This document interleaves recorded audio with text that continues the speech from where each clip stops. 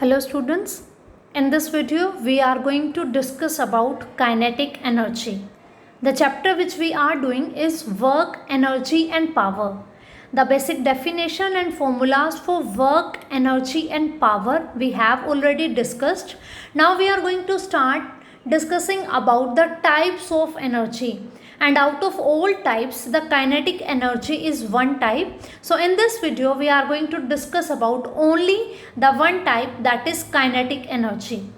We know energy is work done, or work done is energy, because work can be done in the presence of energy only. If any object, any machine is not having energy, that cannot perform any work. Work is a transformation of the energy. They both, energy and work, are different forms of the same thing. You can say of energy or of work done. So let's start with the kinetic energy. The energy possessed by the body by virtue of its motion, means when any object which is in motion, then the energy possessed by that object is known as its kinetic energy.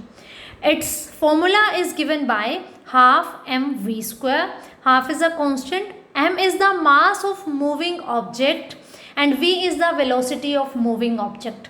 If any object is moving with a velocity v and if its mass is m, then its kinetic energy is given by half mv square. In this diagram, I have shown an object is placed and we are applying an external force F on it. Suppose it is displaced by a smaller distance ds. During this motion, the energy possessed by it is known as kinetic energy, and it is given by the formula K is equals to half mv square, and of course its unit is going to be joule, because it is a type of energy. And if the unit of energy is joule, so all the types, whatever type you are asking, its amount is always measured to be in the joule. Now we are going to discuss about work energy theorem or work energy principle. We are saying that they both are different forms of each other, work and energy. So the statement of this theorem, or you can say this principle, is work done by net force in displacing a body is equal to change in kinetic energy of the body.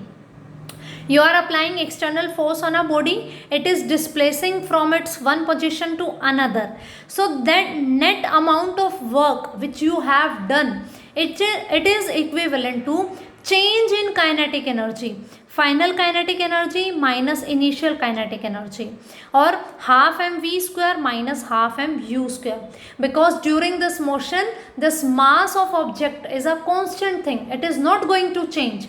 Velocity is the thing which is going to be changed, depend on the force, how much force you are applying and how much acceleration is there. If the body is accelerated, there will be the change in velocity. This change in energy is known as work done. So this is work energy theorem. Energy has changed. Initial kinetic energy, final kinetic energy. And this change is equivalent to work done. That's why I am saying that work done and kinetic energy both can transform them into each other. Work done by net force in displacing a body is equal to change in kinetic energy of the body. So this is about the work energy principle and kinetic energy. In exam it may be asked like how can you say the kinetic energy formula is this, means derive this formula, or they can ask ki prove this work energy principle. They are asking for the derivation of this formula of the kinetic energy is equals to half mv square, or they are asking the proof of work energy theorem. For both the derivation is going to be same. So let's start the derivation. That's not too long, that's a very small, 4 to 5 steps are there. We are going to use the same diagram.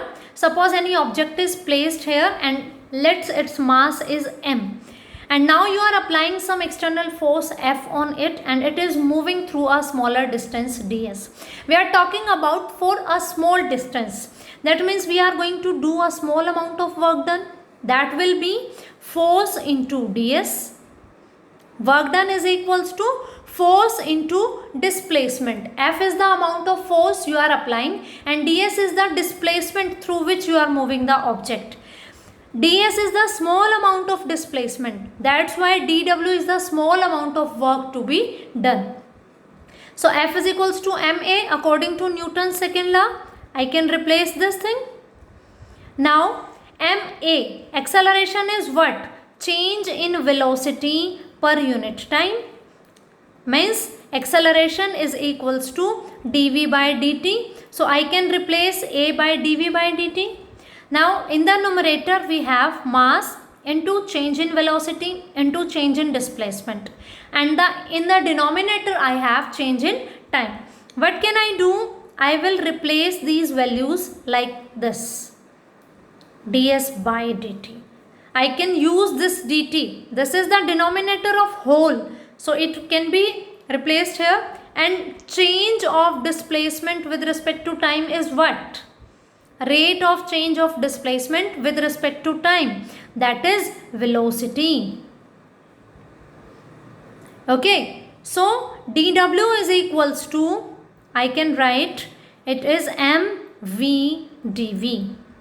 dw is the small amount of work done in moving an object through a small displacement.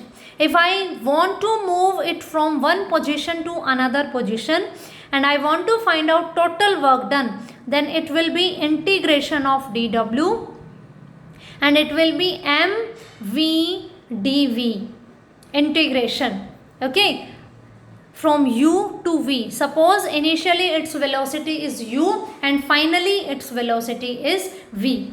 We have done the integration in our previous classes also. We are going to do the integration of that factor with which we are having d. So d is with v. So integration of v will be there and m will be treated as constant. So we are putting m outside and it will be v dv. And integration of x to the power n dx is equals to x to the power n plus 1 upon n plus 1. Okay, so integration of velocity to the power 1 is here. So we are going to integrate it. W will be equals to m v to the power 1. So integration will be v square by 2. The limits will be u to v.